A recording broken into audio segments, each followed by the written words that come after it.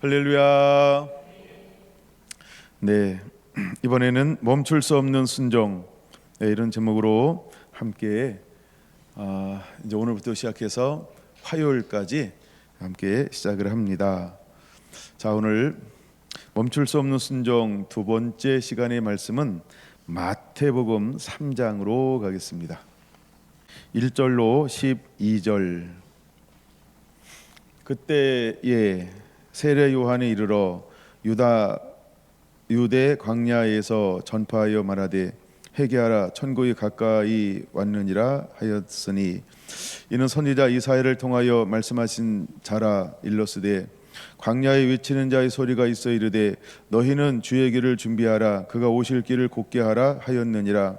이 요한은 낙타털 옷을 입고 허리에 가죽띠를 띠고 음식은 메뚜기와 석청이었더라.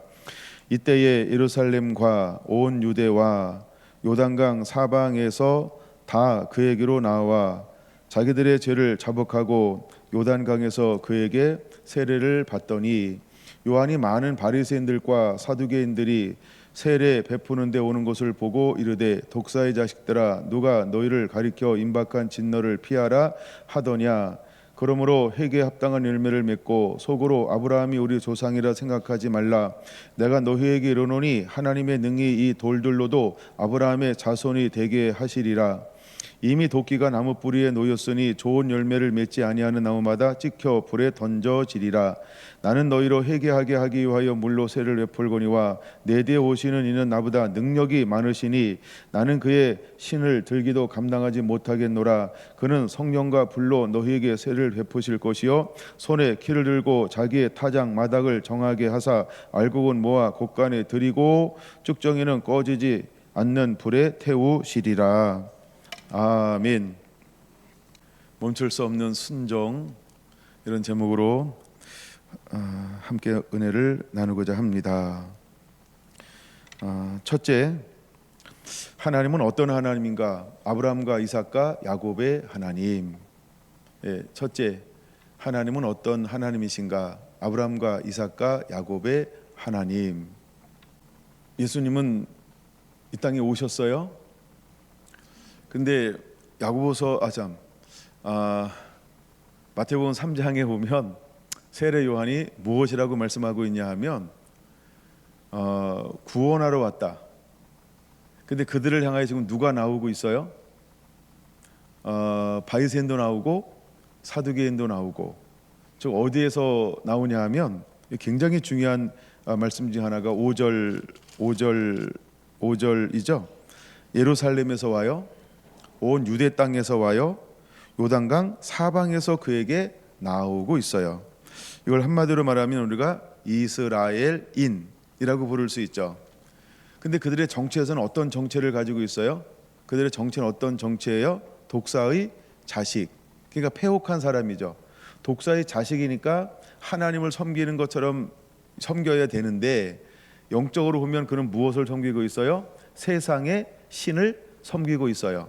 세상의 신을 섬기고 있어요. 즉 그들은 마귀의 자식이 됐어요. 근데 그들은 하나같이 누구의 자녀라고 생각해요? 하나님의 자녀. 그들은 스스로 정체를 뭐라고 생각해요? 선민. 그들은 서로 정체를 뭐라고 생각해요? 거룩한 백성. 이렇게 생각하고 있는 거예요. 어느 시대에 세례 요한이 일어나서 공식적으로 사역할 때, 이때 이것이 유대 사회라고 하는 것입니다. 우리가 정체성을 알아야 돼요. 이제 우리가 지금 사는 시대는 어떤 시대인가라고 봤을 때 교회가 똑같은 생각하지 않을까요? 예수님이 사역하는 시대나 세례 요한이 사역하는 시대랑 오늘날 교회가 똑같은 생각을 한다. 이렇게 한번 우리가 같이 한번 마음을 모아 봅시다. 동의해 주시겠습니까? 안 해도 하여간 할 거니까요.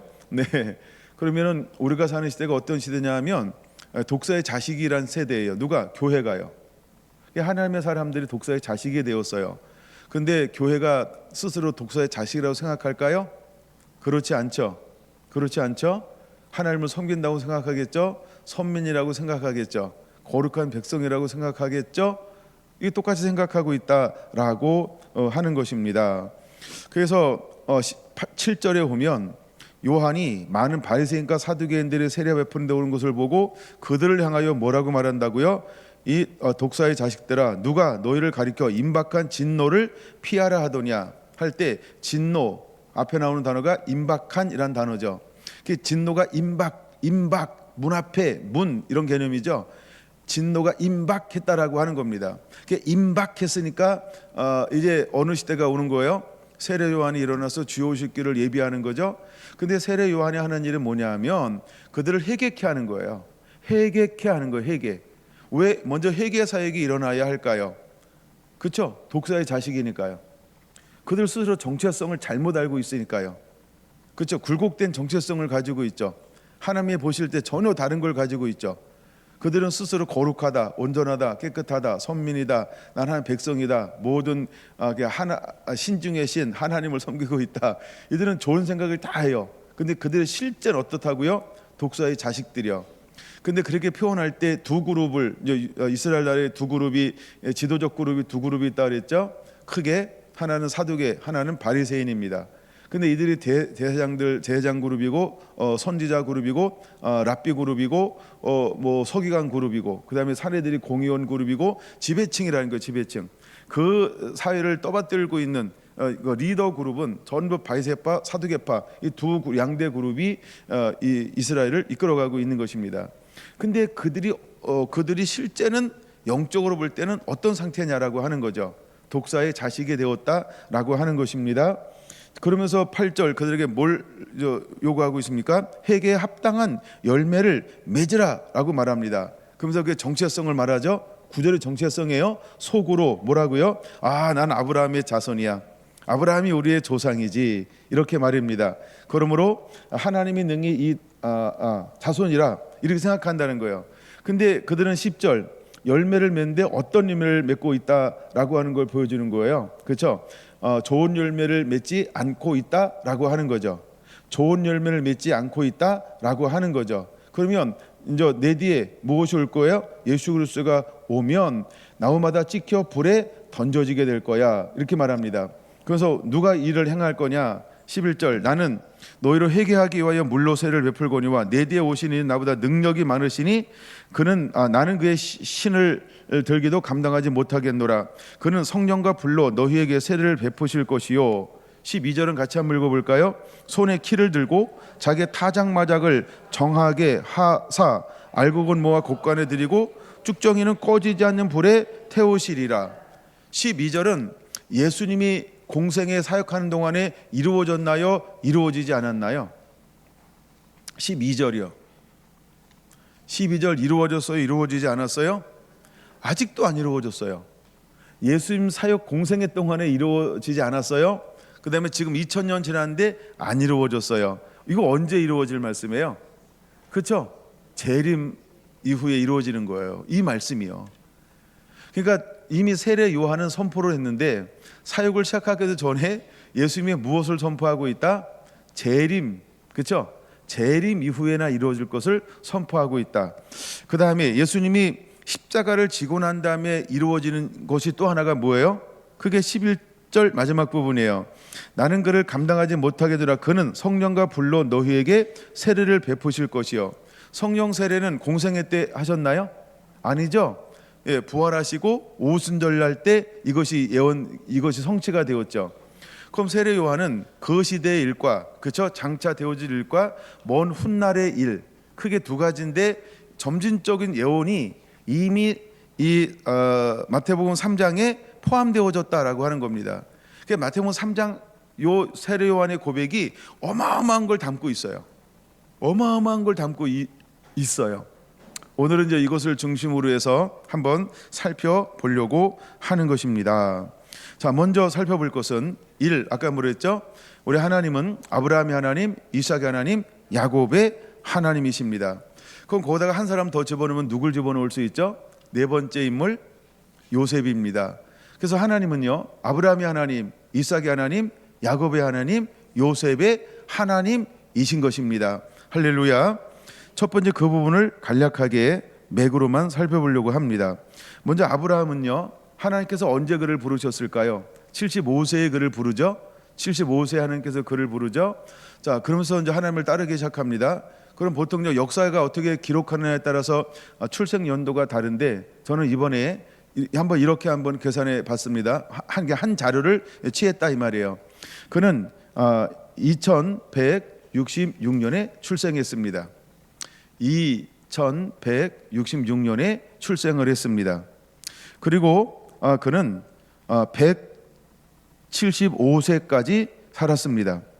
그는 175세까지 살았습니다. 그리고는 하나님께 부름받는데 75세에 부름받습니다. 나머지 사람들은 부름받았다, 쓰임받았다 이런 것이 있지만 부름받은 나이는 아브라함은 명확한 거니까요. 그리고 나서 그는 100년 동안 하나님의 손에 붙들려서 이제 아브라함이 되어서, 물론 100년 동안 75년 동안 살아가죠. 근데 그가 아브라함으로 살아가게 되어집니다. 근데 하나님이 그를 부른 이유가 어디에 있을까요? 창세기 12장 1절에서 3절 보면 천하만민이 복을 받게 하는 복의 근원이 되기 위하여 하나님께서 아브라함을 불렀다는 거예요. 그러니까 아브라함은 매우 중요한데, 아브라함이 중요한 이유는 무엇이냐 하면 복의 근원이 되기 위하여 불렀다는 겁니다. 자, 그러면서 세례 요한은 그 시대의 사람들을 향하여 뭐라고 하지 말라라고 말씀을 하고 있나요? 9절에 보니까 아브라함이 우리의 조상이라고 생각하지 말라. 이 말은 무엇을 말하는 거예요? 야, 너희가 복의 근원이라고 생각하지 마, 이렇게 말하는 거죠. 야, 너희가 복의 근원이라고 생각하지 마. 왜 이렇게 표현하는 걸까요? 야, 복의 근원인데 독사의 자식이 되었니? 복의 근원이 되었는데 하나님을 하나님되게 섬기지 않는 모든 것이 무너질 수 있겠니? 이 말을 하는 거죠. 그럼 이제 아직 암흑의 시대가 회복이 안 된 거죠. 암흑의 시대가 회복이 되고 있는 것이지, 일단 이스라엘 나라에는 뭐가 회복이 안 됐다 아직도, 그렇죠? 공의와 정의, 말씀과 하나님과 관계, 예배, 기도, 모든 순종 하나도 회복된 것이 없습니다. 세례 요한의 사역을 함으로 무엇이 시작된 거예요? 그냥 한 발 옮긴 거예요. 한 발을 뛰기 시작한 거예요. 그래서 이것을 뭐라고 표현할 수 있냐 하면 시작이다. 시작은 전부 이루어진가요? 알았어요. 그럼 시작은 반이다.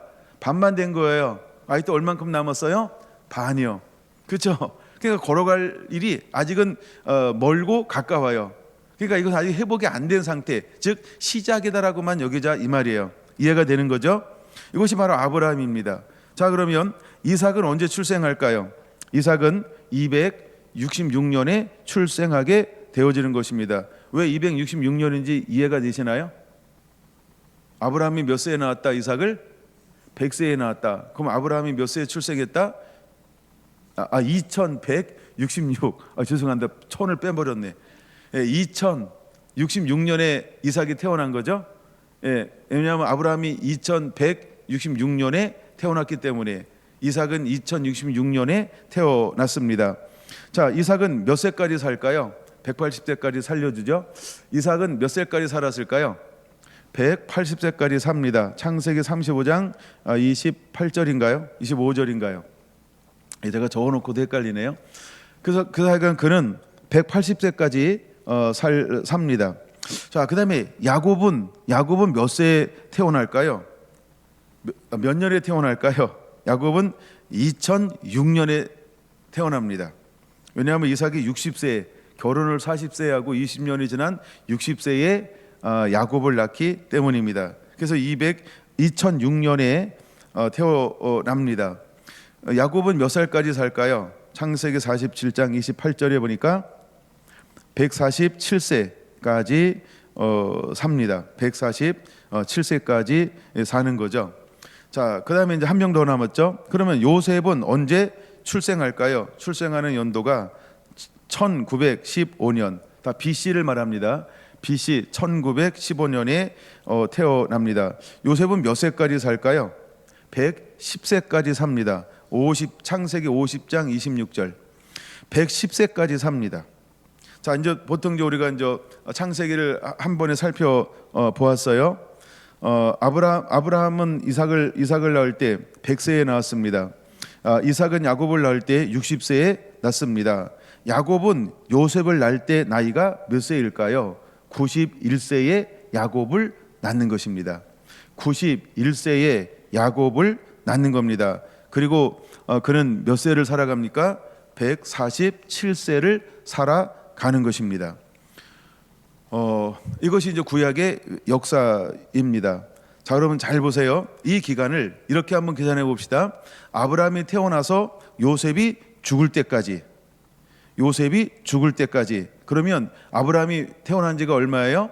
2166년. 그러면 요셉이 1915년에 태어나서 110세까지 살았으니까 몇 년에 죽는 걸까요? BC 1805년.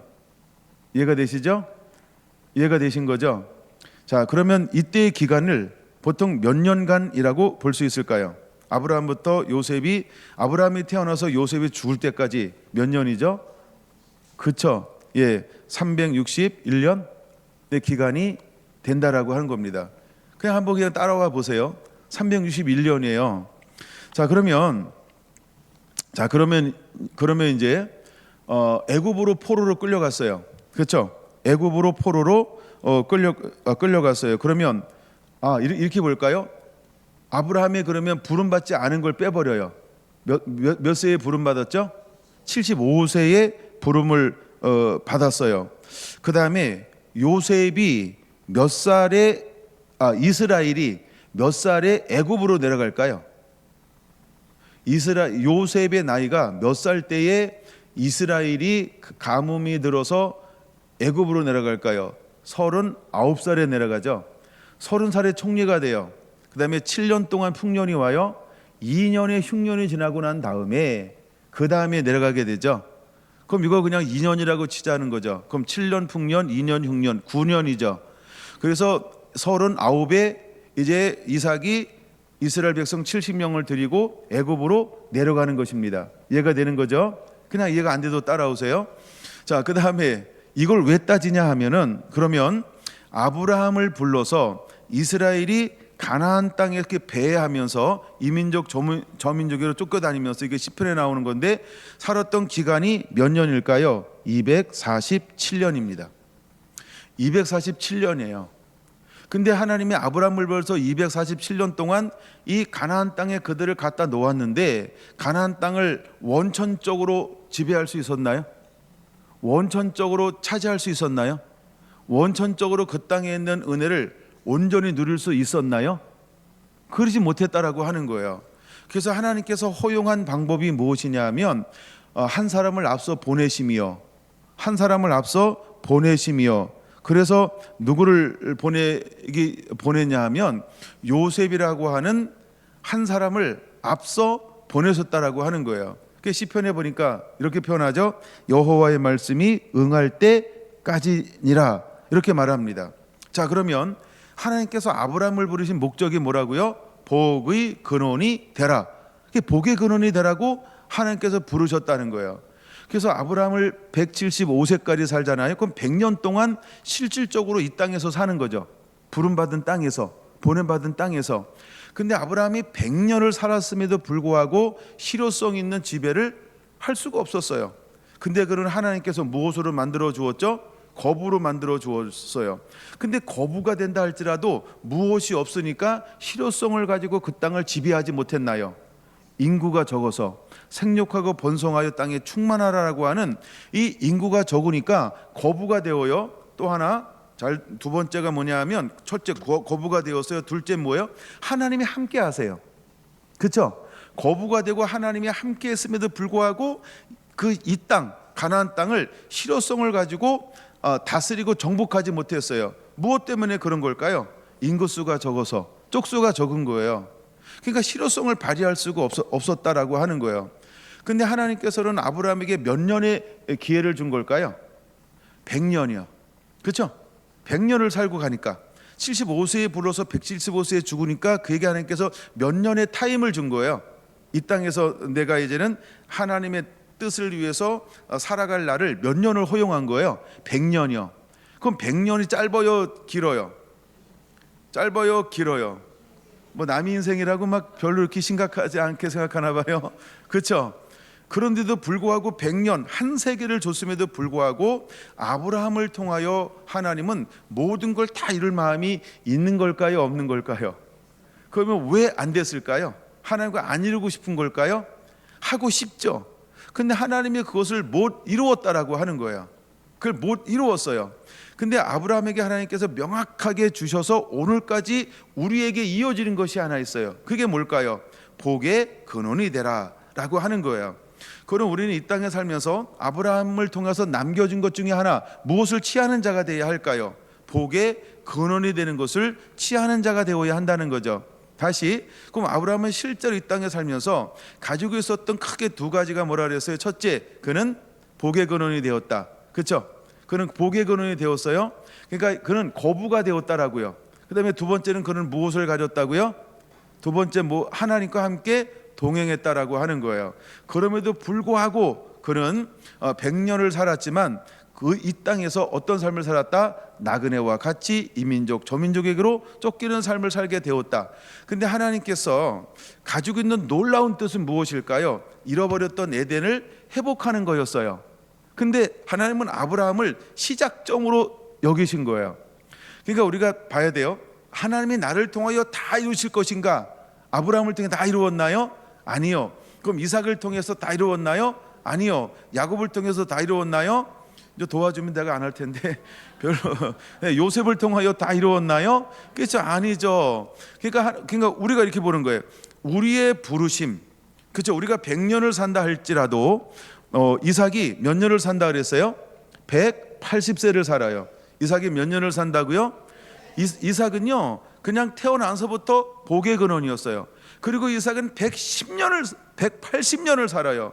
그럼에도 불구하고 그를 통하여 무엇이 이루어지지 않았다?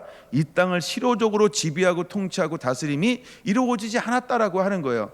하나님이 일하시는 방법은 어떤 방법으로 일하셨을까요? 아브라함은 1명, 이삭은 2명, 야곱은 12명.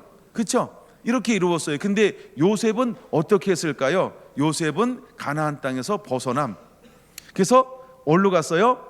애굽으로 갔다라고 하는 거예요. 그러니까 이제 요셉 이야기는 좀 이따 해야 되겠지만 실제 요셉의 자녀는 2명이 기록되어져 있죠. 그런 것처럼 실제로 보면 자녀를 낳고 생육하고 번성하는 것이, 그러니까 우리가 생각하는 것처럼 빨리빨리도 안 되고 급하게 되는 것도 아니고 내 인생 가운데 내 세대 가운데 다 이루어지는 것도 아니고, 그렇죠? 그러니까 하나님은 어떻게 보면 느긋하신 것처럼 보일 수 있다라고 하는 거예요. 근데 우리는 어때요? 그런 게 있나요? 내 때에 다 이루어져야 돼. 내 30대에, 내 40대에, 그죠? 내 50대에, 그래서 나 마지막 노년은 편안하게 뭐 이런 거. 그러니까 나 중심으로 생각할 때 우리는 낙담과 절망,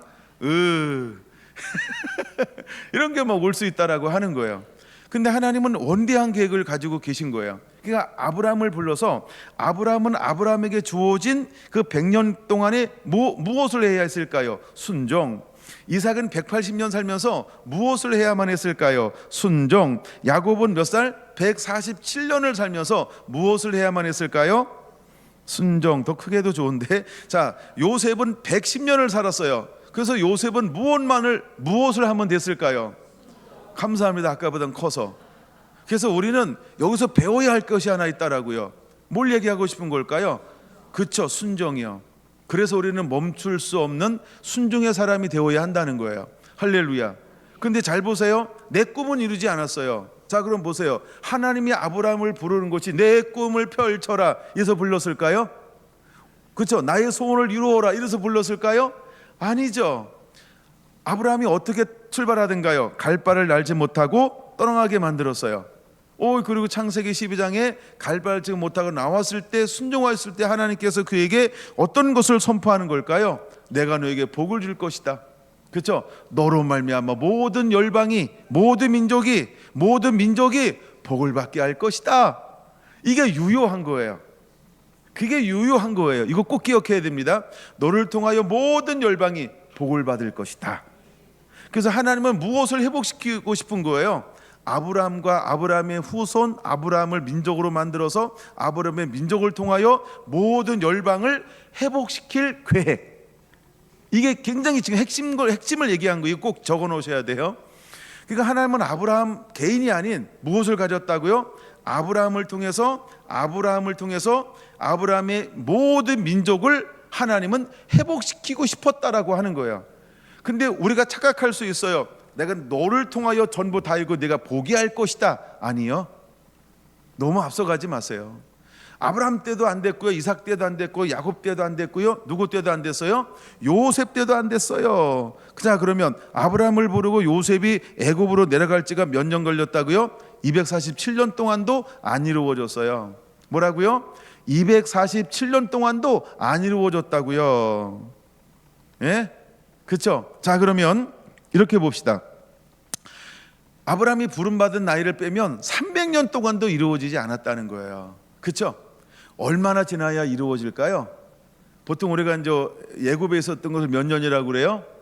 400년이라는 말도 있고 430년이라는 말도 있고, 그럼 그냥 출애굽한 연수를 해서 430년. 자, 300년 지났어요. 75를 그냥 빼버린다 그러면 대략 75를 빼버리면 290년인데 300이라고 하니까 약간 제가 올림을 했었고요. 그 다음에 430년이 지났어요. 그러면 몇 년이 지난 거예요? 그렇죠? 거의 한 700년 이상이 지나도 아직 이루어지지 않았어요. 근데 하나님께서는 700년이 지났음에도 불구하고 놓치지 않는 하나님의 계획함이 있어요. 그게 뭘까요? 아브라함을 복의 근원으로 만들고 너를 통하여 모든 민족이 구원받기를 원한다, 복받기를 원한다, 나를 섬기기를 원한다. 그래서 하나님께서 이스라엘이라고 하는 한 민족을 샘플로, 그래서 이걸 택한 민족이라고 해서 샘플 민족으로 하나님이 이스라엘을 택하셨다라고 하는 거예요. 근데 하나님의 시작은 어디서부터 하나요? 하나님 이스라엘을 언제 부른다 그랬어요? 인구가 내가 가장 작을 때, 그러니까 가장 작은 나라를 불렀어요. 무엇을 위해서? 복의 근원 만들고 그 가장 작은 나라를 통해서 거룩한 나라를 만들어서 무엇 하려고요? 모든 열방을 거룩하게 만들려고요. 이게 하나님의 원대한 계획이었다라고 하는 거예요. 근데 이 꿈이 이루어졌을까요? 아직도 이루어지지 않고 진행형이라고 하는 거예요.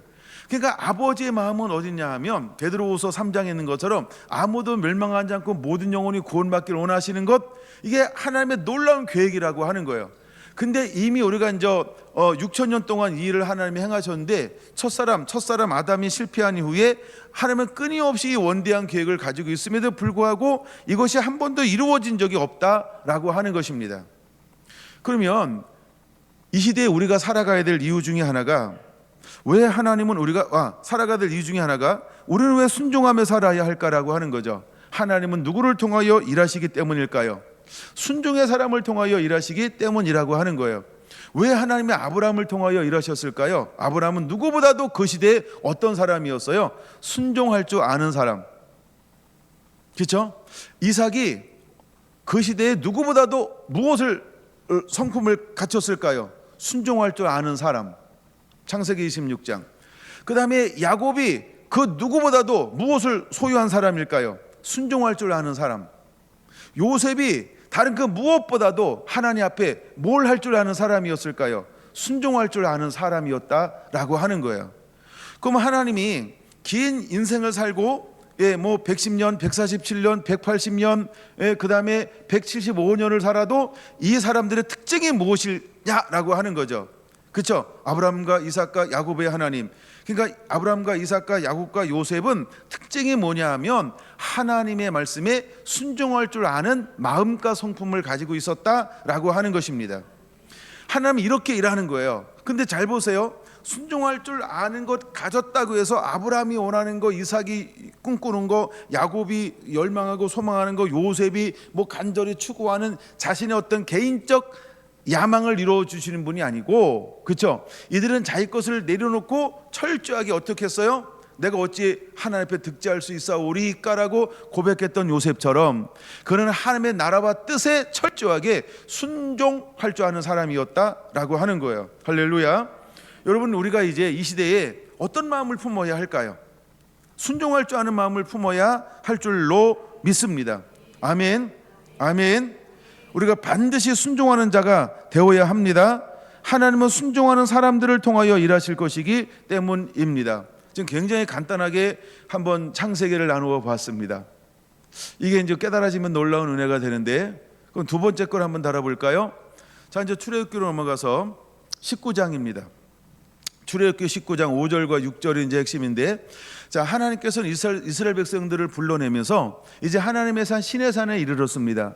그리고 하나님께서 시내산에 임재하실 것입니다. 임재할 것인데 하나님께서 이스라엘 백성들을 임재하는 목적과 이유를 무엇이라고 말씀하고 있냐라고 하는 것이죠. 그것이 무엇이냐면 내가 너를 제사장 나라가 되게 할 것이다. 내가 너를 거룩한 백성이 되게 할 것이다 라고 말씀을 하고 있다 라고 하는 것입니다. 5절 6절이 핵심입니다. 그렇죠. 하나님이 제사장 나라가 될 것이고 거룩한 백성이 되게 할 것이다. 하나님이 이것이 핵심이라고 하는 것입니다. 그럼 왜 하나님은 이제 430년 만에 애굽에서 그들을 출애굽시킵니다. 출애굽시키는 거예요. 그래서 그들을 어떻게 만들면 드디어 이제는 실효성을 가지고 이 땅을 다스리고 지배하고 통치할 수 있는 민족을 만들어냈어요. 아브라함과 이삭과 야곱과 요셉은 무엇이 되지 않았을까요? 예, 복의 근원 되었어요. 아브라함도 거부, 이삭도 거부, 야곱도 거부, 요셉도 그렇죠. 어마어마했어요. 특히 이제 요셉 같은 사람은 어떤 사람이었어요? 지혜와 총명에 능하고 하나님의 신에 감동된 사람이었어요. 그럼 아브라함은 그러지 않았을까요? 아브라함도 하나님의 신에 감동된 사람이요, 이삭도 하나님의 신에 감동된 사람이요, 그다음에 누구죠? 예, 야곱도 하나님의 신에 감동된 사람이죠. 호흡을 해주시네, 감사합니다. 전부 하나님의 신에 감동된 사람이에요. 그렇죠? 근데 하나님의 감동됐음에도 불구하고 아직 이루어지지 않은 게 있어요. 그게 뭘까요? 번창이요, 번성이요. 하나님의 놀라운 뜻이 뭐예요? 생육하고 번성하여 땅에 충만하라 했단 말이에요. 근데 아브라함을 부르고 난 다음에 100년이 지났어요. 아직 번창하지 않았어요. 이삭을 부르고 180년을 살아요. 근데 아직 번창하지 않아요. 그렇죠? 그 다음에 야곱을 통해서 그가 147세를 사는데 아직 번창하지 않아요. 그는 12 이제 아들을 낳습니다. 놀라운 일이죠. 어떤 부모보다 훨씬 나니까요. 그러나 그때에도 뭐 하지 않았어요? 번창하지 않았어요. 근데 하나님께서 그 번창함을 어디에서 이루기를 원하셨을까요? 이 땅에서 하지 않냐고, 이 땅에서 벗어나. 그렇죠? 이 땅에서 하지 않고 어디서? 이 땅에서 벗어나 그 세상의 중심지 애굽이라고 하는 문화권에 들어가서 거기서 처음에는 요셉이 사는 동안, 요셉이 이제 110세에 죽잖아요. 30살에 팔려가요. 그럼 몇 년 동안 거기서 생활하는 거예요? 80년을 생활하죠. 80년을 생활하죠. 그렇죠? 참 전에 팔려간다. 18살에 팔려간다. 근데 국무총리가 된 거 30세. 예, 국무총리가 돼서 80년을 살아갑니다. 그래서 이제 요셉을 아는 왕이 사는 동안에 이스라엘 백성들은요, 떵떵거리고 살았을까요? 아니죠. 편안하게 살았습니다. 편안하게 살았습니다. 근데 놀라운 일이 벌어졌어요. 애굽, 그러니까 가나안 땅에서는 무엇이 되지 않았을까요? 생육하고 번성하여 강대해지더라. 이게 이런 기록이 없어요. 근데 출애굽기 1장에 보면 고센 땅에서 드디어 이스라엘 백성들에게 놀라운 하나 변화가 일어나기 시작했어요. 어떻게 기록하고 있나요? 그렇죠? 생육하고 번성하여 강대해지더라. 생육하고 번성하여 강대해지더라. 할렐루야. 그러니까 우리가 생각하는 방법과 하나님의 일하시는 방법은 때로는 역설적이다. 우리가 이해할 수 없다. 근데 고센 땅에 갔더니 땅이 좋은가? 문화가 좋은가? 하여간 우야둥둥 생육하고 번성하여 강대해지더라. 그리고 강성한 민족으로 자라나기 시작합니다. 근데 어느 정도로 강성해지기 시작하냐 하면 세상이 시기 나도록, 세상이 두려워할 정도로 강성해지기 시작을 하는 겁니다. 강성이 마냥 좋은 것만은 아니죠. 그렇죠? 근데 하나님이 무엇을 허용합니까? 야, 그 정도로 번성하는 것은 번성하면 안 돼. 더 많이 번성해야 돼. 그래가지고 무엇을 허용했어요? 시기와 질투를 당하게 만들고 고된 노동을 만들어 버렸어요. 그래서 정신없게 만들어 버렸어요. 그리고 뭐만 하게 했어요? 딱 둘. 낮에는 일하고 밤에는 사랑 나누고. 이해하고 들으세요. 그래서 그들이 인구 제한을 하지 않고 계속해서 낳고 이 일을 세대에 걸쳐서 반복하게 만들었어요. 근데 어떤 세대도 산하 제한하지 않았습니다.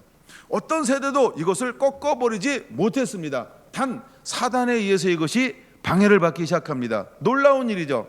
사단이 방해하면 방해할수록 이제 기독교인 특징이 있는 것처럼, 그 다음에 하나님의 아브라함의 후손의 특징이 무엇일까요? 그쵸, 더합니다. 살아남습니다. 우리 기질이 이런 거죠. 하지마 그러면 더 하고 싶잖아요. 먹지 마 그러면 그거 꼭 먹어야 되잖아, 그렇죠? 이런 것처럼 너희는 저 자녀를 낳지 마 이러면 뭐해요? 그렇죠?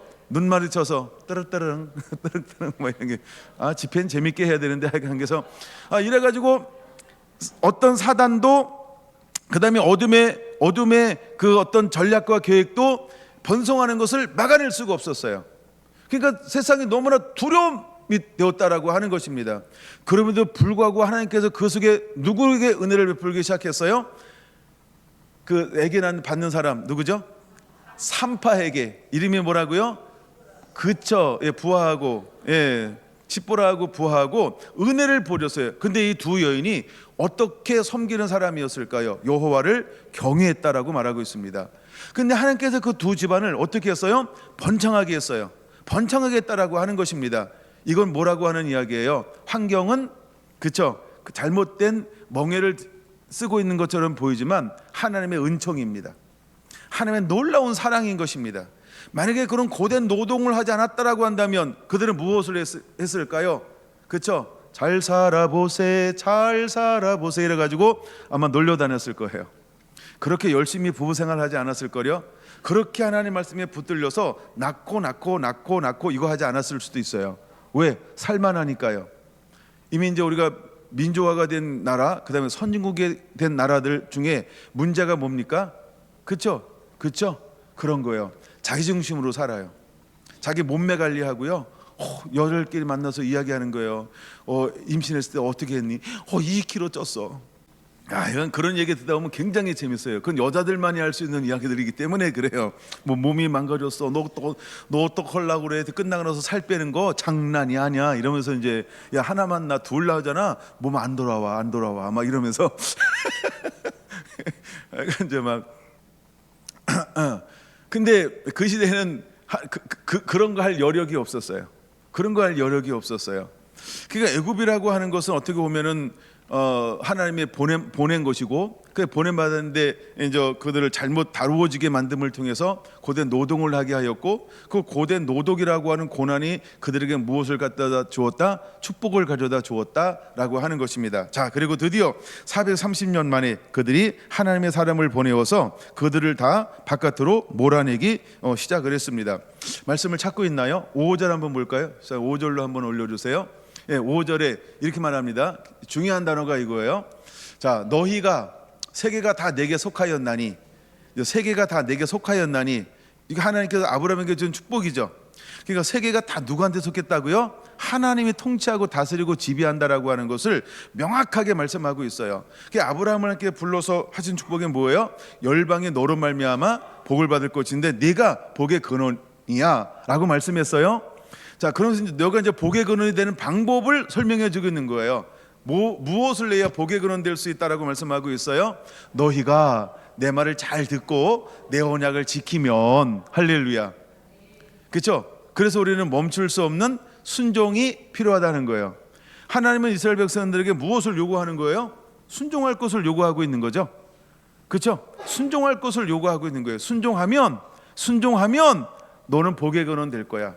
그리고 나는 너를 통해서 이제 새로 내가 하고 싶은 일을 하기 시작할 거야라고 하는 하나님의 꿈, 하나님의 비전, 하나님의 목적을 끊임없이 이스라엘 백성들에게 선포하시고 있다라고 하는 것입니다. 여러분, 오늘날은 다를까요? 똑같습니다. 그러면 우리는 멈출 수 없는 이제는 순종하는 사람이 되어야 할 줄로 믿습니다. 첫째, 너희는 모든 민족 중에서 내 소유가 되겠고. 할렐루야. 자, 두 번째 6절, 자 5절, 6절 다음 예, 자 너희가 내게 대하여 뭐가 되고 제사장 나라가 되며 거룩한 백성이 되리라. 잘 봐야 됩니다, 여러분. 너희가 누구에 대하여? 내게는 누구를 지칭하는 거예요? 그렇죠, 하나님이요. 그럼 하나님은 아브라함을 부르시고 무엇이 되길 원한 거예요? 하나님과 아브라함 사이에 어떤 관계가 맺혀지길 원했던 거예요. 그렇죠? 거룩함, 순종하는 자. 그래서 하나님의 참된 자녀, 이 관계가 회복되길 원했던 거죠. 무엇처럼? 아담과 하나님의 관계처럼. 저 단어는 굉장히 중요한 단어라는 거예요. 여러분, 우리의 목적이 먼저 하나님과 나 사이의 관계가 먼저 회복되어야 한다는 걸 보여주는 거예요. 할렐루야. 그래서 하나님은 누구를 통해서 일할 것이냐 하면 하나님과 나 사이의 첫째, 거룩한 제사장이 되길 원하는 거예요. 거룩한 제사장이 되길 원하는 거예요. 두 번째, 그리고 거룩한 백성이 되기를 원하는 거예요. 근데 하나님 이렇게 말합니다. 이제는 출애굽하고 있는 이스라엘이 어떤 나라가 되길 원한다고요? 구별된 나라인데 제사장 나라라고 표현하고 있는 거예요. 근데 제사장 나라가 되길 원해요. 하나님의 원대한 계획은 어디에 있는 거예요? 이스라엘을 통하여 모든 열방을 회복시키고 싶은 뜻을 가지고 있어요. 그럼 모든 열방을 회복시킬 때 이 땅 가운데 존재해야 할 나라가 있어요. 그 나라는 어떤 나라일까요? 제사장 나라가 필요한 거예요. 왜 제사장 나라가 필요할까요? 제사장의 역할이 뭔지 우리가 알아야 되죠. 그럼 제사장의 역할은 뭐 하는 걸까요? 하나님과 나 사이에 예배를 할 수 있는 중재자. 그러니까 하나님께서 어떤 사람을 찾는 거예요? 예배자를 찾는 거예요. 하나님께서 예배자를 찾는 거예요. 할렐루야.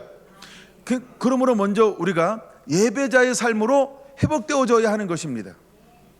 그 다음에 예배자가 회복되면 그 다음에 두 번째 무엇을 할 수 있을까요? 많은 사람들을 너를 통하여 또 다른 예배자를 만들 수 있다는 거예요. 할렐루야. 그러니까 내가 예배가 회복되면 나를 통하여 또 다른 잃어버린 사람들의 예배를 회복할 수 있는 샘플, 예배의 원형을 보여주는 자, 예배의 원형을 보여주고 있으면 사람들이 여기는 뭐가 있어요? 빛이 있어요. 여기는 뭐가 생명이 있어요. 여기는 뭐가 있어요? 모든 회복이 있어요. 근데 예배 밖에는 뭐가 있을까요? 황폐하며 무너지며 어두우며 막 싸우며 분열이요 가난하며 모든 질병이요 모든 아프며 모든 사고요. 그럼 사람들은 무엇을 전부 추구하게 돼 있어요? 평안과 안정을 추구합니다. 근데 정말 평안과 안정은 어디에서만 맛볼 수 있어요? 회복되는 하나님의 나라. 그러면 하나님의 나라 안에서 어떤 것이 이루어지기를 하나님이 원하는 걸까요? 그렇죠? 여기에 거룩한 질서가 회복되어지는 거예요. 웃음도 있고 행복도 있고 평안도 있고 뭐 겸손도 있고 섬김도 있고 긍휼도 있고 자비가 있고 용서도 있고 많없는 풍성함이 이 안에 다 누리는 거예요. 뭐 할 때 하나님 이것을 전부 주겠다고 말씀하고 있을까요? 그렇죠? 순종할 때 아멘. 그래서 하나님은 이스라엘 나라를 어떤 나라를 만들고 싶은 거예요? 제사장 나라로 만들고 싶은 거예요. 왜? 우리가 먼저 사는 샘플을 보여주는 거예요. 에덴 동산이 회복되면 어떤 일이 일어나는지를 보여주는 거예요. 할렐루야. 하나님께서 때를 따라 이른 비를 주시고 늦은 비를 공급해 주는 거예요. 나의 수고로 나의 노력으로 먹고 사는 것이 아닌 하나님의 은총으로 사는 것을 보여주길 원하는 거예요. 근데 이것은 무엇으로만 가능할까요? 순종을 통하여서. 이것이 제사장 나라라고 하는 것입니다. 그럴 때 온 백성들이 누구만 섬기게 될까요? 하나님만, 만군의 주 여호와 하나님만 섬기게 되죠. 그럼 그들을 부를 때 뭐라고 부를까요? 세 번째, 거룩한 백성이 되리라. 할렐루야. 자, 원래 에덴 동산 아담은 어떤 백성으로 하나님이 번성하기를 원했을까요? 거룩한 백성. 거룩이 뭐예요? 하나님을 닮은 거예요. 하나님의 속성을 입은 거예요. 영광을 입은 거예요. 그래서 모든 백성들이 하나님의 도우심을 받고 순종하면 그 은혜를 누릴 때 어떤 백성이 되기를 원하는 거예요? 거룩한 백성, 하나님만 섬기는 백성이 되기를 그렇게도 원하는 거였었어요. 이것이 하나님의 원대한 계획이었어요. 할렐루야. 그래서 하나님은 때가 되면 그들을 하나님께서 불러내시면서 시내산에서 무엇을 주시는 걸까요? 하나님의 시내산에서 모세를 부르십니다. 그리고 그들에게 지켜야 할 계명과 율례를 주시는 거예요. 그리고 그 모형으로 하나님께서 성막의 모든 시향을 보여줘서 거룩하게 살아가는 방법을 하나님께서 그들에게 실제로 보여주고 있는 거예요. 그럼 이걸 왜 보여줄까요? 그렇게 하라고요. 이걸 왜 보여줄까요? 순종하라고요. 그렇죠? 그래서 보여주는 이유가 있는 거예요. 이걸 왜 보여줄까요? 그렇게 살라고요. 할렐루야. 그럼 그렇게 하면 이스라엘 나라가 어떤 나라가 되는 거예요? 제사장 나라와 거룩한 백성이 되어서 하나님의 소유가 됐을 때 하나님의 소유를 어떻게 하나님께서 이끌어가는지를 모든 열방 가운데 보여주기를 원하는 거예요. 여러분, 오늘날 교회는 어떤 교회가 되어야 할까요? 바로 출애굽기 19장 5절 6절의 삶을 살아내는 교회가 되어야 할 줄로 믿습니다. 실제로 모든 교회는 이런 교회가 돼야 돼요. 근데요, 이런 교회가 그쵸? 사단의 공격에 의해서, 다른 복음에 의해서 얼마나 무너지고 또 무너졌는지 몰라요. 그럼에도 불구하고 희망은 어디에만 있을까요? 교회에만 있어요. 아멘. 왜냐하면 교회만 하나님의 소유가 될 수 있고, 교회만 세상 나라가 될 수 있고, 교회만 거룩한 백성이 될 수 있기 때문인 거예요. 그래서 하나님이 우리에게 요구하는 게 있어요. 그게 뭐예요? 온전한 순종을 요구하는 거예요. 그래서 이것을 뭐라고 이번에 부르냐고요? 멈출 수 없는 순종이라고요. 여러분 이해가 되시는 거죠? 우리는 그런 하나님의 은혜를 가지고 일어나는 자들이 되어야 할 줄로 믿습니다. 그래서 제사장 나라 거룩한 백성이 되면 하나님이 그것을 통하여 하고 싶은 것이 있어요. 그게 뭘까요? 열방의 회복을 하고 싶어 하시는 거예요. 열방을 회복하기 위해서 먼저 하나님께서는 어떤 샘플 민족을 찾아요. 그럼 모든 교회를 회복하기 위해서 하나님께서 무엇을 찾을까요? 샘플 교회를 찾는 거예요. 근데 모든 영혼을 구원하기 위해서 하는 무엇을 찾을까요? 샘플 한 사람 한 사람을 찾는 거예요. 여러분 어때요? 그 샘플이 될 준비가 되어져 있습니까? 우리는 하나님의 찾으시는 거 한 사람이 되어야 합니다.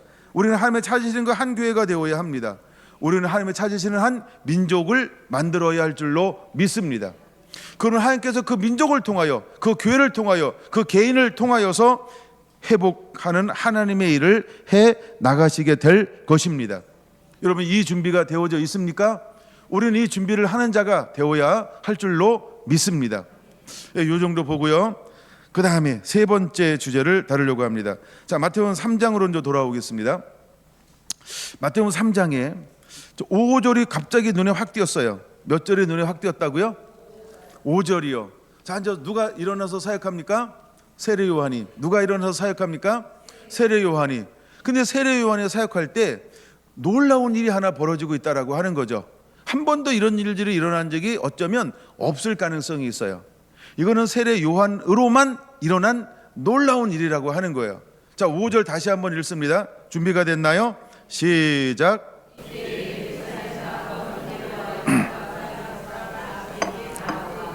아멘. 자, 예수님은 누구에게 보내진 예수님 메시아인가요? 저 이스라엘. 예수님은 이스라엘에게만 보내진 메시아예요. 자, 그런데 예수님이 오실 것을 예비하기 위해서 지금 누구만 나오는 게 기록되어져 있나요? 누구만 나온다고요? 그거 맞는 것 같은데 자신 있게 하셔야 돼요. 이스라엘만 돌아오죠. 그걸 발견하라고요. 5절에서 그걸 볼 수 있어야 돼요. 자, 그럼 여기서 세 가지를 말합니다. 세 가지를. 첫째가 어디죠? 예루살렘과. 두 번째가 어디라고요? 온 유대와. 세 번째는요? 요단강 사방에서. 그럼 요단강 사방에서 이 말은 누구를 말하는 거예요? 12지파 이스라엘, 이런 의미라는 거예요.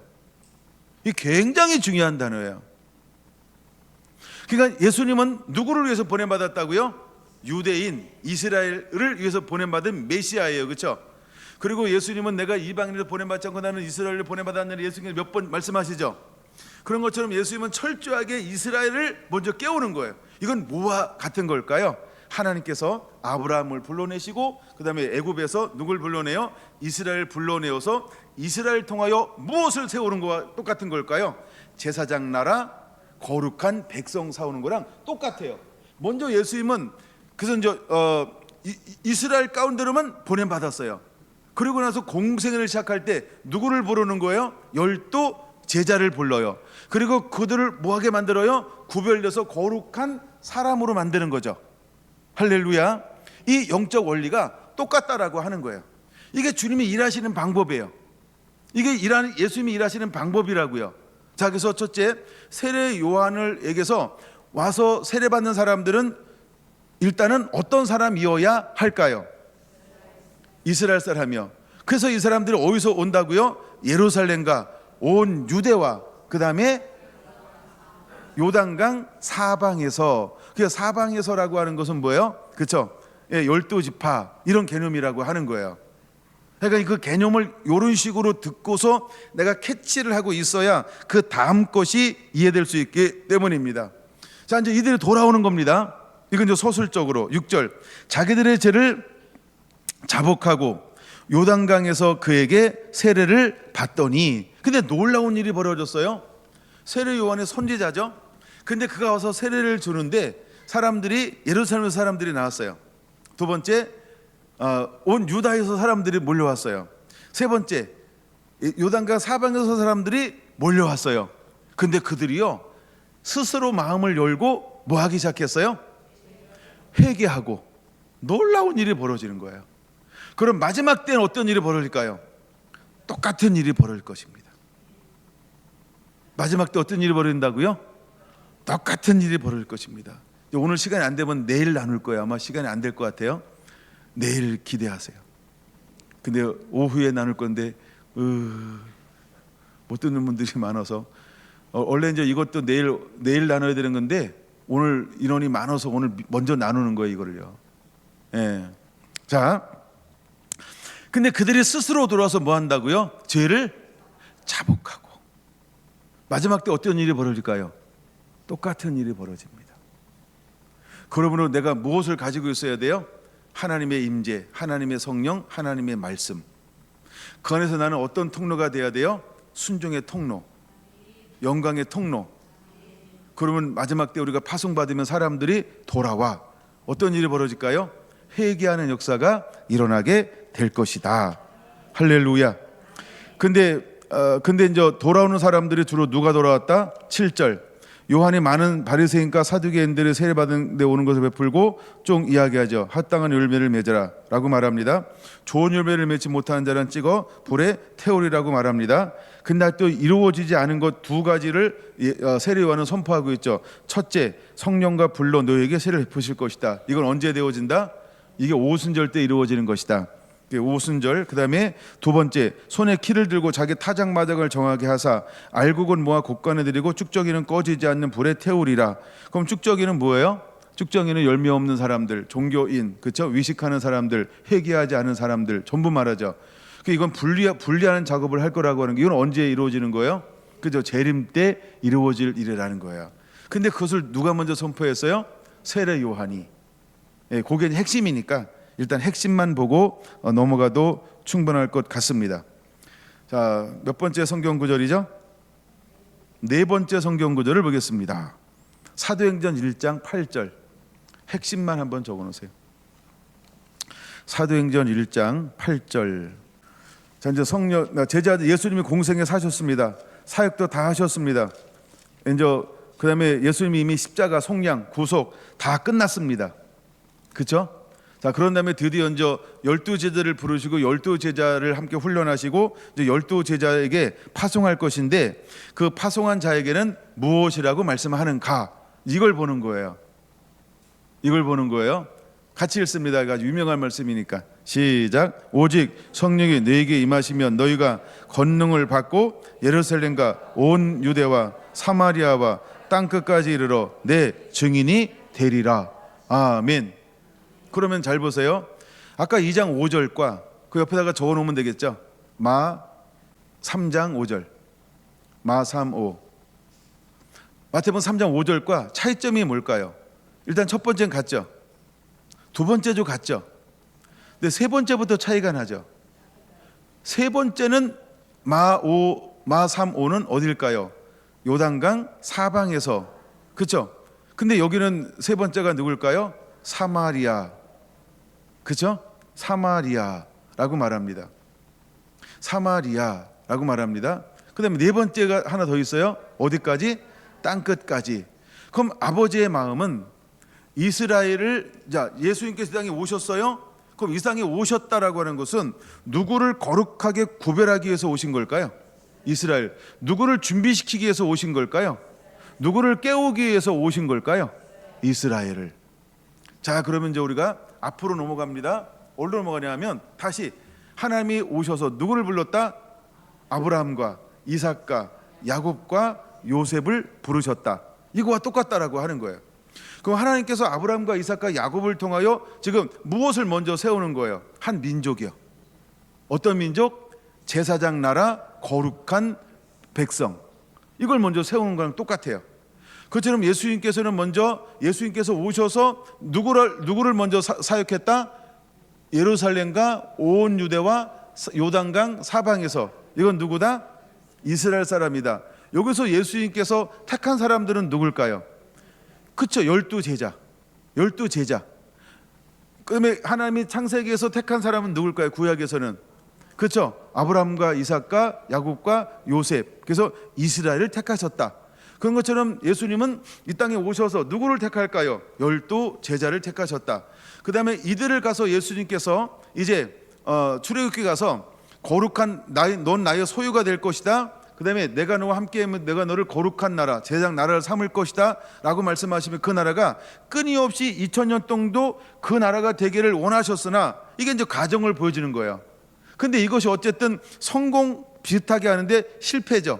실패한 것처럼 보이는데 끊임없이 그 속에 어떤 사람이 남아있다? 남은 자가 있었다. 그러니까 이렇게 이제 역사가 흘러왔습니다. 그래서 하나님께 때가 되니까 누구를 보내셨어요? 세례 요한을 보내시고 예수님께서 이 땅에 오셨다. 그래서 세례 요한을 통하여 선포하는데 회개의 세례를 베푸셔서 결국 누구의 길을 맞이하는 거? 예수님의 길을 맞이하는 거다. 근데 세례 요한을 선포할 때 누구들이 나왔다? 예루살렘에서 나왔다.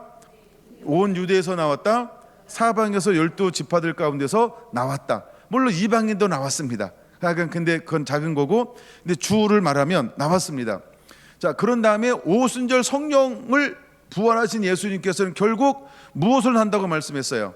내가 불과 성령으로 너에게 세례를 베풀 것이다 라고 말씀했어요. 오순절날 이 일이 이루어져요. 근데 이것은 누구를 통하여 이루어지는 거예요? 12제자를 통하여 이 일이 이루어진다. 그럼 12제자에게 성령이 임하기 전에 사도행전 1장 8절 무엇을 선포하는 걸까요? 그렇죠? 땅끝까지로 내 증인되라라고 하는 드디어 이스라엘 백성들이 거룩한 나라, 제장 나라가 됐을 때 이것이 회복되면 하나님의 꿈은 무엇에 대한 회복을 가지고 있었나요? 모든 민족의 회복이요. 모든 민족의 회복이요. 그렇죠? 이 회복을 가지고 있었어요. 이 회복을 하나님은 이루고 싶어 하는 거예요. 하나님은 먼저는 누굴 통하여 이것을 이루고 싶었나요? 아브라함과 그의 후손들을 통해서. 그렇죠? 근데 이것이 실패한 것처럼 보였어요. 그러나 이제는 또 누가 오셨어요? 예수님이 실제로 이 땅에 오셨어요. 그 예수님께서 오셔서 짧은 삶을 사역을 감당하셨죠. 3년 6개월 했으니까. 그래서 3년 6개월 감당하시고 12제자를 부르셔서 그들에게 무엇을 말하는 거예요? 자, 이제 그들에게 크게 장점이 두 가지입니다. 첫째는 한 나라의 일을 말씀하셨다. 사도행전 펼치고 있죠. 사도행전 1장 2, 3절 이렇게 말합니다. 그가 고난 받으신 후 또한 그들에게 확실히 많은 증거로 친히 살아계심을 나타내사 40일 동안 그들에게 보이시며 하나님 나라의 일을 말씀하시니라. 할렐루야. 그럼 하나님의 나라의 일이라는 거예요. 그럼 하나님이 원하는 나라, 하나님의 아버지의 마음이죠. 그것이 무엇이냐는 거예요. 땅끝까지 이르러 이 복음을 증거해서 무엇을 세우는 거예요? 거룩한 나라. 열방이 하나님에 의해서 축복을 받을 수 있는 순종하는 민족을 만들어라. 온 나라와 민족과 열방이 하나님을 경외하고 하나님을 섬겨서 순종하는 이 땅의 모든 영혼이 되기를 원한다. 하나님이 이것을 말씀하고 있는 거죠. 이것을 이루기 위해서 제자들에게 무엇을 풀어주었다? 하나님의 말씀, 나라를 풀어주었다. 그 다음에 그것만 가지고 안 되니까 기다리라고 말씀했다. 그들에게 무엇을 부어줄 것이다? 그렇죠. 성령과 불로 이제 세례를 부어줄 것인데 성령의 능력을 받게 될 것이다. 그럼 성령의 능력을 받으면 그들에게 하기를 원하는 아버지의 뜻이 어디에 있는 걸까요? 이제는 예수님처럼 이제 이스라엘만 국한된 것이 아니라 뭘 뛰어넘기를 원하셨어요. 이스라엘을 뛰어넘어 열방까지 거룩한 나라로 만들어라. 할렐루야. 그럼 주님께서 이 땅 가운데 오시기 전에 이 땅 가운데 어떤 것들이 이루어져야 할까요? 거룩한 나라들이, 그렇죠? 예배하는 나라들이, 하나님을 섬기는 나라들이 이루어져야 한다라고 하는 것입니다. 근데 사탄은 이미 예수 십자가에서 패했음에도 불구하고 이것이 온 땅 가운데 이루어지지 않아요. 물론 국교를 기독교로 선포한 나라들도 많이 있습니다. 근데 그런 나라들 안에 여전히 두 그룹이 있죠. 하나님 그룹, 마귀 그룹. 이 두 그룹이 있다라고 하는 거예요. 그 하나님이 오늘 우리에게 주어진 사명, 여전히 우리가 가야 할 길은 어떤 길을 걸어가야 할까요? 말씀을 듣고, 그렇죠, 지켜 인내함으로 열매를 맺는 순종의 길을 걸어가야 한다는 것입니다. 그러므로 이번 집회는 멈출 수 없는 순종이 왜 중요한지를 여러분과 함께 나누게 될 것입니다. 지금 그 가정을 크게 살펴보고 있어요. 괜찮은 것 같죠? 여러분, 꿈을 꾸어야 합니다. 하나님은 우리 보고 순종하는 자가 되라고 말하고 있습니다. 근데 그냥 순종하는 게 아닙니다. 뭘 주고 순종하라고 그래요? 하나님의 아브라함과 함께 합니다. 영으로. 아브라함께서 거부로 만듭니다. 할렐루야. 그리고 아브라함을 어디로 가는지 이기고 승리하게 만듭니다. 아브라함이 범사가 잘되고 강건함을 형통하게 만듭니다. 그러는 가운데 순종하라고 말하고 있는 겁니다. 순종하면 이것이 한 번도 멈추는 적이 없을 것이다 라고 말하고 있는 것입니다. 어떤 환난과 역경을 만난다 할지 반드시 내가 너를 도와줄 것이며 건져낼 것이며 인도할 것이며 할렐루야. 그러므로 어떤 상황 속에 너는 나만 바라보고 나한테 순종하는 자가 되라라고 하나님은 말씀하고 있다라고 하는 것입니다. 그러면 우리는 순종하면서 사는 자가 되어야 합니다. 할렐루야. 그럼 순종하며 살 때 우리에게 절대적으로 필요한 것 중에 하나가 뭐냐라고 할 때 오늘 오전에 말씀을 나누었던 것처럼 그렇죠? 전적인 헌신이라는 것입니다. 전적인 사랑이라고 하는 것입니다. 말씀에 순종하는 사람이 되어야 할 줄로 믿습니다. 할렐루야. 우리는 말씀의 사람, 순종의 사람이 될 때 멈출 수 없는 순종의 길을 걸어갈 수 있다라고 하는 것입니다. 여러분, 그런 준비가 우리 안에 실제로 이루어져야 할 줄로 믿습니다. 아멘. 이거 너무 중요한 말씀인데 그래도 맛배기 한번 하겠습니다. 또 내일 또 오전에 오후에 못 오신 분들도 있어서 이 비밀을 가르쳐줘야 돼. 하여간 이게 엄청난 비밀이 있기 때문에 예. 전 말씀을 준비했으니까 가슴이 뛰고 설레이지만 듣는 여러분에게도 이런 일이 있었으면 좋겠습니다. 자, 한번 볼까요? 요한복음 12장으로 넘어가겠습니다. 요한복음 12장. 요한복음 12장이요. 제가 꽂힌 말씀은 32절입니다. 32절. 지금 엑기스만 나눕니다. 엑기스. 요한복음 12장 32절. 맞죠? 같이 읽습니다. 시작.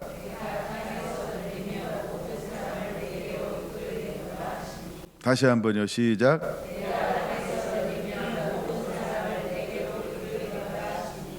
한 번 더요. 시작.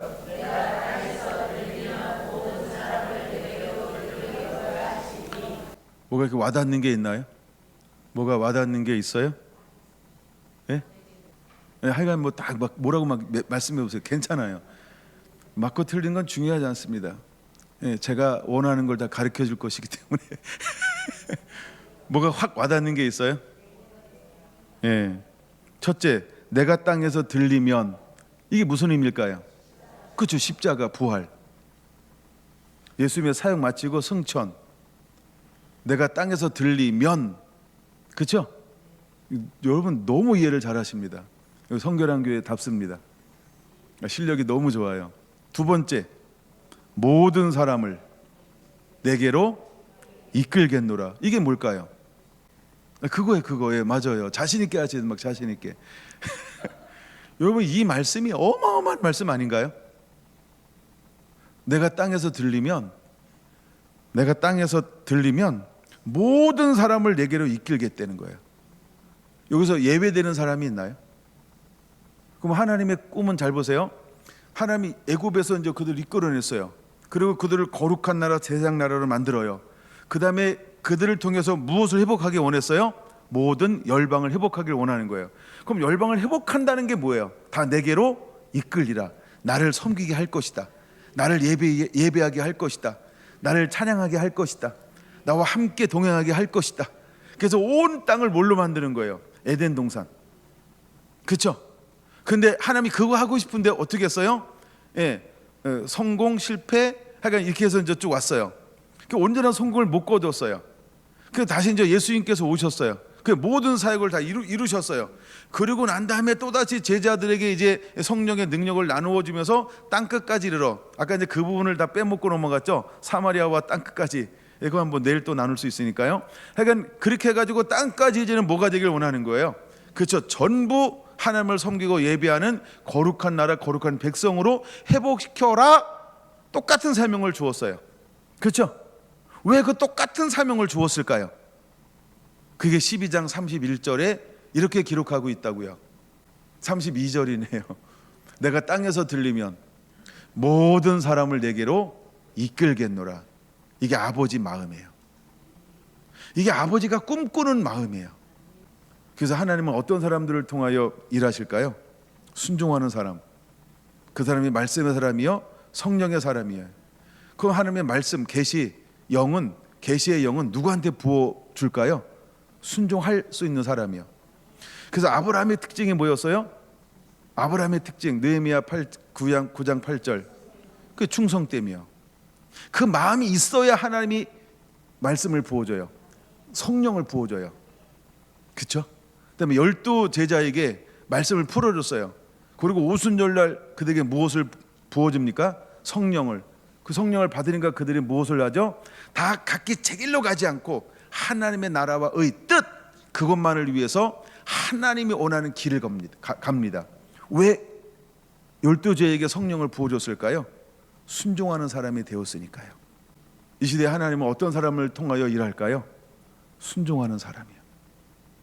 무엇을 위하여 순종하는 사람을 찾을까요? 저 말씀이요, 32절이요. 모든 사람을 내게로 이끌겠노라.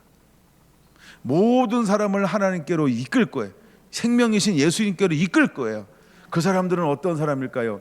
말씀과 성령이 이끄셔서, 그렇죠? 우리는 종이죠. 보냄받은 종이죠.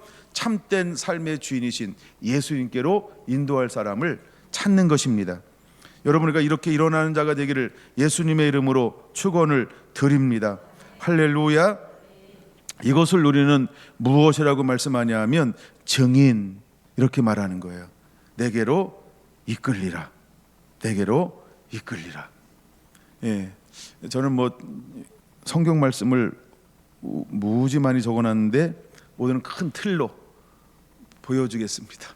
그래도 시간이 생각보다 10분 더 가가지고 기대가 되죠?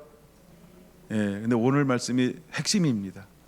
그러니까 이 말씀을 여러분들이 나중에, 이건 영상에 올라가 있을 거니까 듣고 또 들으면서 많은 은혜와 묵상을 통해서 이 시대에 나를 향한 부르심, 왜 내가 순종해야 되는지, 그것을 깊이 은혜 받고 순종하는 삶을 자원함으로 선택할 줄 아는 그런 성결한 성도가 되기를 예수님의 이름으로 축원합니다. 기도합니다.